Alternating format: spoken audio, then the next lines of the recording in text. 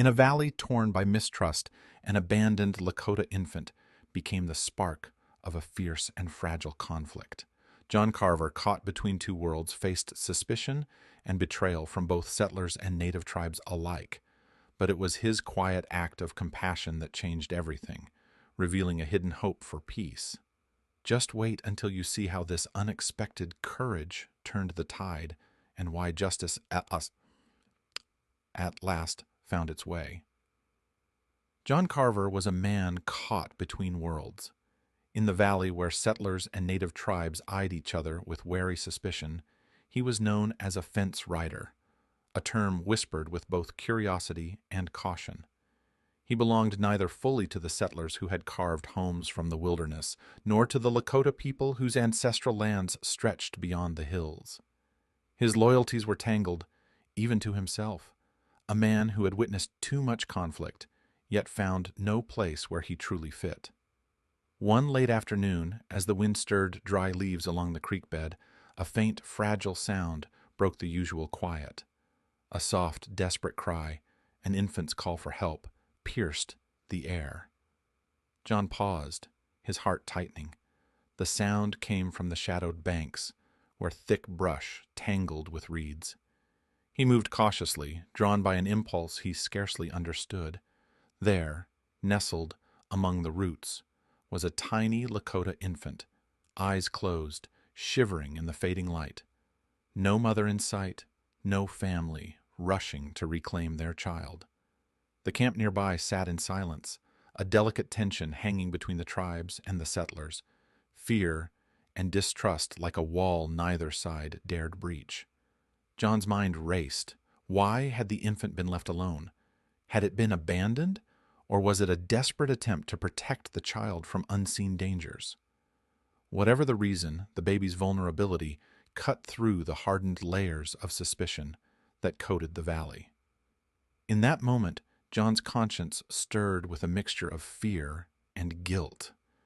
He carried memories of his own family's fractures, how old wounds of hatred and misunderstanding had torn people apart. The stories of pain inflicted on the native tribes by settlers were never far from his thoughts. Now, this small life depended on him, on a choice that could change everything. Burying the infant by the creek was an act of quiet defiance. John worked under the cover of dusk, careful and silent. Yet this deed was wrapped in uncertainty. Why would a man so careful choose secrecy over openness? Was it fear of backlash from his own community? Or a hope that this small act might remain a secret bridge between two worlds, unspoken but deeply felt? The valley around him seemed to hold its breath. Tensions simmered beneath the surface like a restless storm, and John's secret weighed heavily in the air. The path ahead was unclear, but one thing was certain: nothing would ever be the same again. As dawn broke over the valley, an unusual stillness hung in the air, an eerie silence that unsettled even the hardiest among the settlers. The usual morning chorus of birdsong and stirring activity was absent, replaced only by the distant, rhythmic pounding of hooves. The sound grew louder, closer, until by midday the valley was filled with the sight of 600 Lakota riders, their presence both commanding and solemn. The riders moved with purpose, their faces stern, eyes sharp and searching. Word spread swiftly through the community like wildfire, each whisper adding fuel to a growing fire of anxiety. The settlers exchanged uneasy glances, their conversations laced with questions and fear. Had John Carver, the enigmatic fence rider, betrayed his own people by harboring a Lakota child? Or was there something darker at play? Had he buried more than just a secret by the creek? John stood at the center of this storm, confronted by neighbors whose trust wavered between confusion and fear. They demanded answers, but his silence only deepened the mystery. Each unanswered question twisted tighter around the valley's fragile peace, turning suspicion into a palpable force. Some feared John might have provoked this gathering, that beneath his quiet demeanor lay truths too dangerous to reveal. The Lakota rider's arrival was no simple grievance. It was a powerful, unmistakable statement. Their numbers alone conveyed urgency and strength, signaling that this was far beyond an ordinary dispute. The valley seemed to hold its breath, as if teetering on the edge of an invisible fault line, ready to fracture at any moment. In the midst of the growing tension, the weight of unspoken histories pressed down on everyone present. The silence between words, the heavy gazes, the slow, deliberate movements, all spoke volumes. The fragile thread of peace that had held the valley together was fraying fast, and all eyes were on John Carver, the man whose choices might determine the fate of two worlds. John's anger flared, quiet but fierce, not directed at the Lakota riders who stood before him, but at himself.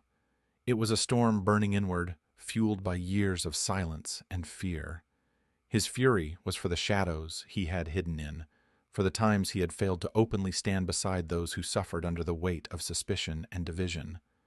This anger was born from regret, from a profound awareness that his silence had allowed walls to grow thicker between two worlds desperately needing connection. When he finally spoke, his voice was steady but heavy with the burden of truth.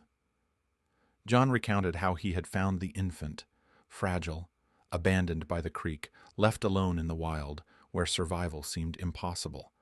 The child was a casualty of the valley's simmering unrest, an innocent caught in the crossfire of fear and misunderstanding.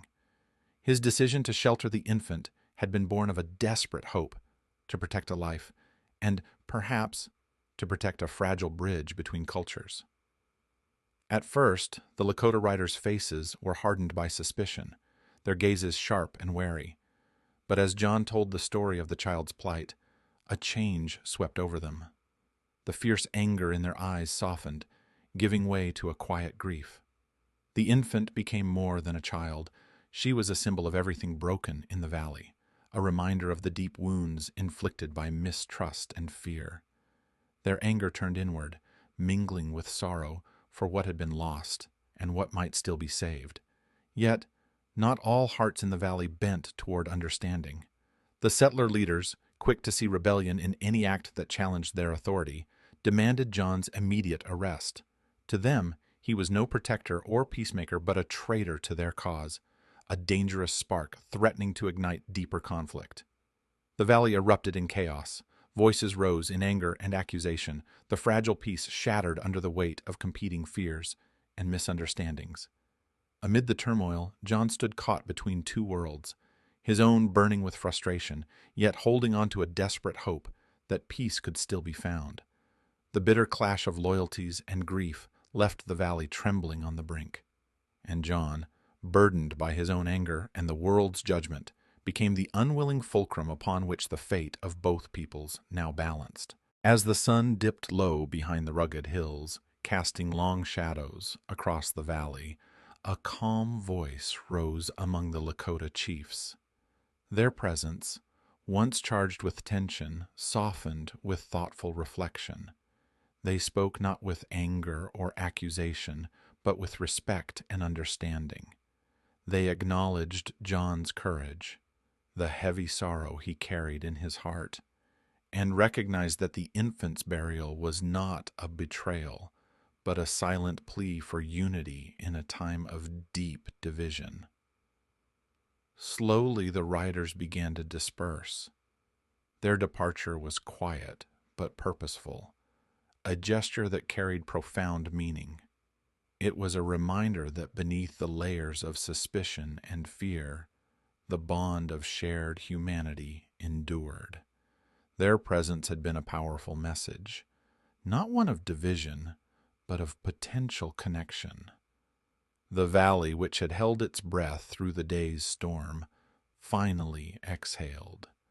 The heavy weight of tension lifted, replaced by a fragile sense of peace. John's secret act, once a spark that ignited turmoil, had also opened a door to dialogue. Though the valley's wounds remained raw and the path forward uncertain, hope flickered quietly in the hearts of those who witnessed the day's events. The infant's grave by the creek became more than a resting place. It stood as a symbol of fragile reconciliation, a testament to the possibility that even in the darkest moments, compassion could plant the seeds of understanding. It reminded all who lived there that beneath their differences lay a shared desire for peace. The story did not end with clear victory or defeat. Instead, it closed with relief, a gentle yet profound acknowledgement that amid conflict, the capacity for empathy and courage could create a new beginning. And in that delicate hope, the valley found a reason to believe in tomorrow.